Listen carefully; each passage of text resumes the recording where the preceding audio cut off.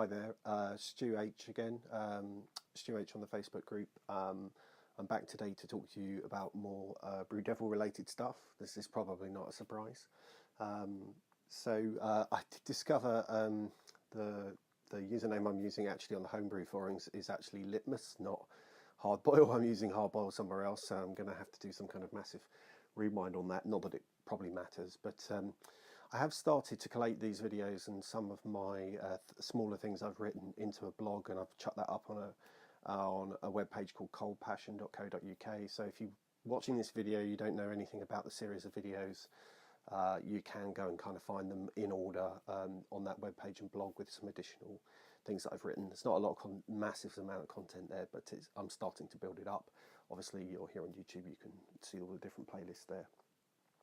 So I've come back today to talk to you about something that's been very eagerly awaited, and that is the overflow pipe, for the malt pipe, the the telescopic overflow pipe for the BrewDevil. So I was lucky enough to get one of the prototypes from Paul. So hopefully you can see that. That's sort of compressed down. That's how it arrived in the post today. All I've done is take it out the packing and obviously extended it and put it back. So you're kind of seeing me find this as is in sort of real time. So I built the project ones from the internet, but as most of you will know, and you've probably seen other comments around on the internet, that those had shims inside them that weren't stainless steel, so they did rust. Now, I did find that you could counteract that by, after you use it, give it a really good clean, bung it in the oven for about 10-15 minutes and bone dry it out. And what I found was that it wasn't rusting. However, I think over time you could get unlucky if it's left in the garage over the winter or your brew shed. There's definitely an opportunity for those shims to rust out. So this is an all stainless steel construction, so we're just going to have a look at this today, look how it compares to the existing overflow pipe, and have a little look how it fits on the unit. So, early indications or early looks at this is it's really well made. The bottom unit, the bottom collar looks to be pressed on. It's not threaded, so it's not that you can't undo it or anything. And it's a good sort of firm pull to extend, to give it that little pull to extend. And actually, I think I prefer it that way because these kind of things tend to, shall we say, bed in over time. It's not going to bed in tighter, it's always going to bed in looser. So, it's not difficult to extend, it just needs a little push at the end. But, as I say, once you pull this thing in and out 10 brews or something like that, or it's got warm and cold a few times, I would rather that it was engineered to good tolerances and firm. That does also mean that it's not, there is virtually no flex in this, whereas the project ones were, there was definitely some flex in them. The shims weren't that great, but this is definitely all stainless steel construction. In terms of diameter, at the bottom it's exactly the same as the main overflow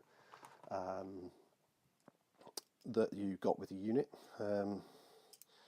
So the top, it does jump down just a tiny bit, but the top is showing at 11.42 millimeters, and I suspect as it drops down it probably loses a couple of millimeters each side. So if you said the maximum restriction is actually probably around 10 millimeters down the center of the pipe, I think that's absolutely plenty. We are, after all, only talking about liquid and the occasional bit of grain heading down this.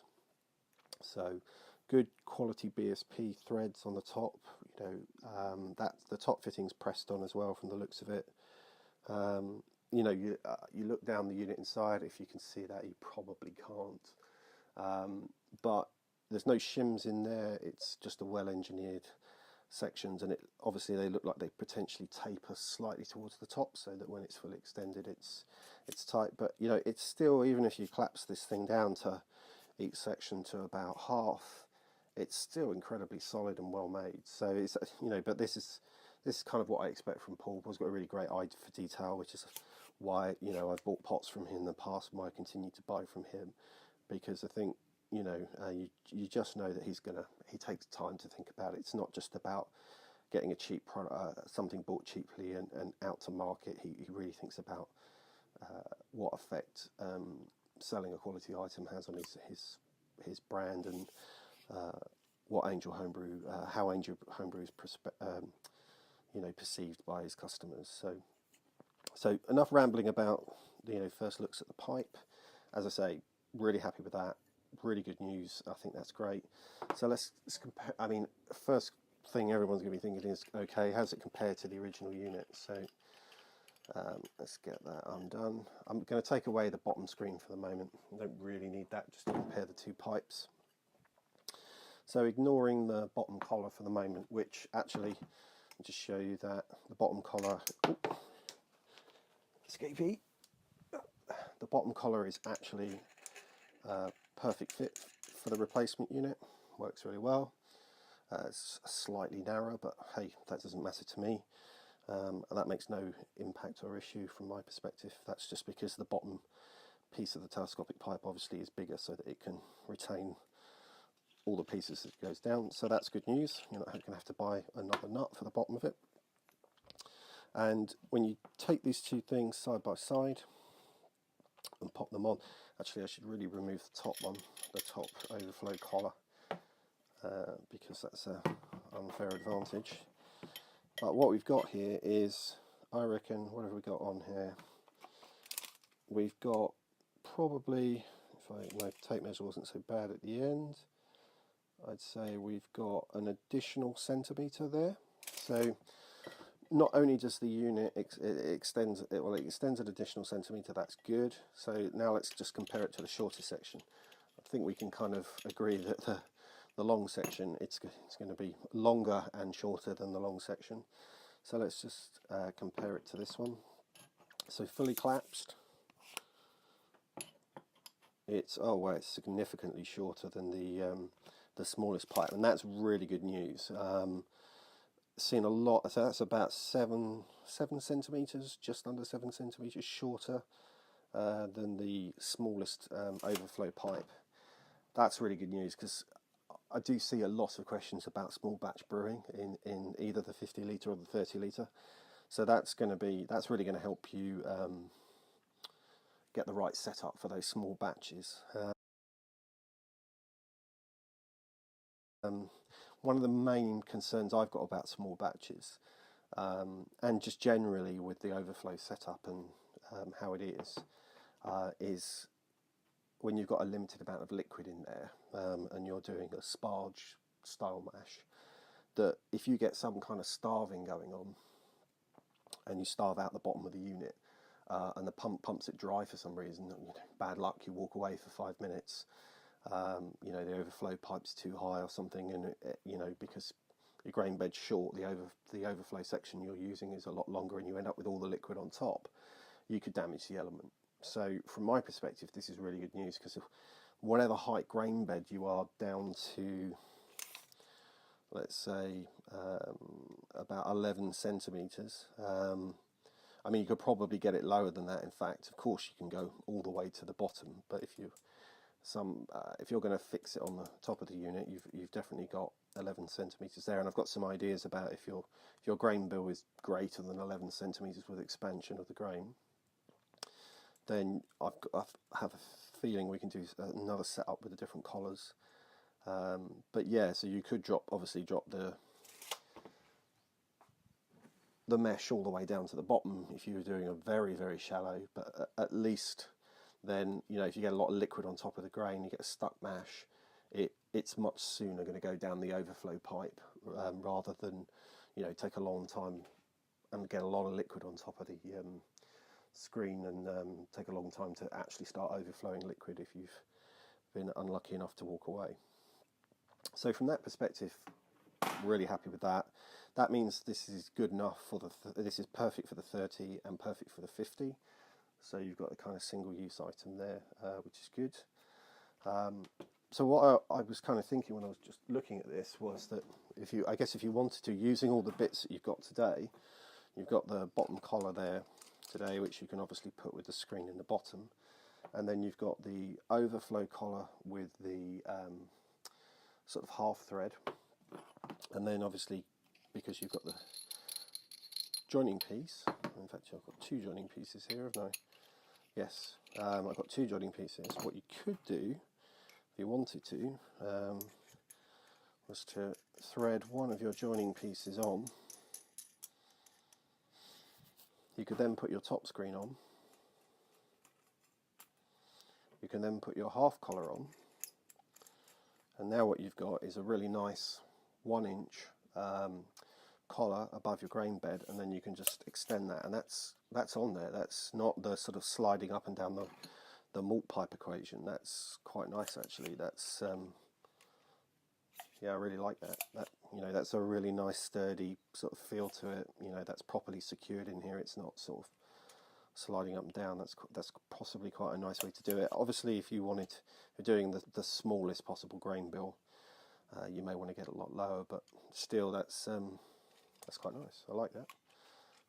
So let's just get it set up on the unit, so you can have a little bit of a look at it. And then what we'll do is probably just have a little look at the malt pipe, actually in the malt pipe.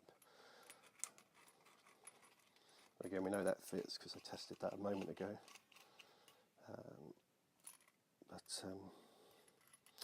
Yeah, so if I leave the collar on, that way I can kind of get it quite nicely set up.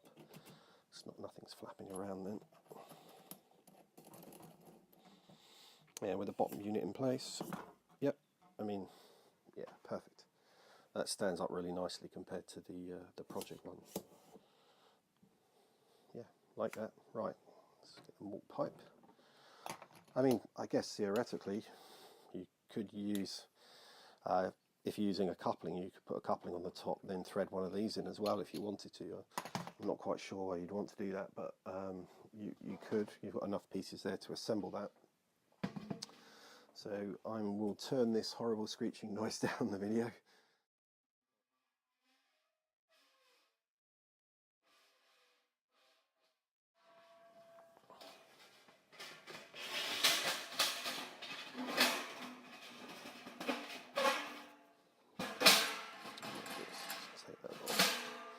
Yeah, I think obviously without the grain bed on there to secure it, pull that last little bit up. Without the grain bed on there to secure it, or to provide some weight, you are going to, in this scenario, set it up like that. If I pull that up, make sure that's all the way down. There we go. I'm going to try and give you a look at what height that comes up at.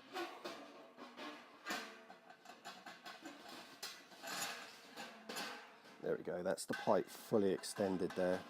So actually that comes up a centimetre higher, but look, it's still completely clear of the handles, which is good news, or the handle hole rather. It's completely clear of the handle hole, if you can see that okay. I'm sure you can. Put my finger behind it, you might be able to see it a bit better. So yeah, a really simple thing, but a nice addition. That's definitely going to help protect the unit. You know, if you did get a stuck mash and you get a starving situation and you've got a lot of overflow pipe above that top screen, you know, there's definitely the potential for starving the bottom of the unit and damaging the element. So yeah, no, really pleased with that. And do you know what? Paul kind of calling it a prototype, looks finished to me. So yeah, definitely recommended.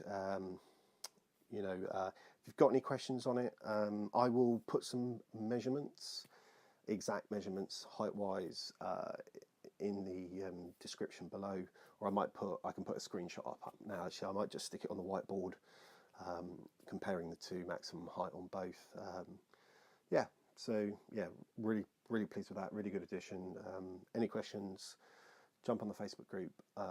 Say hi. I'll put a link for the Facebook group in the description as well. And I'll catch you soon. All right, thanks everybody.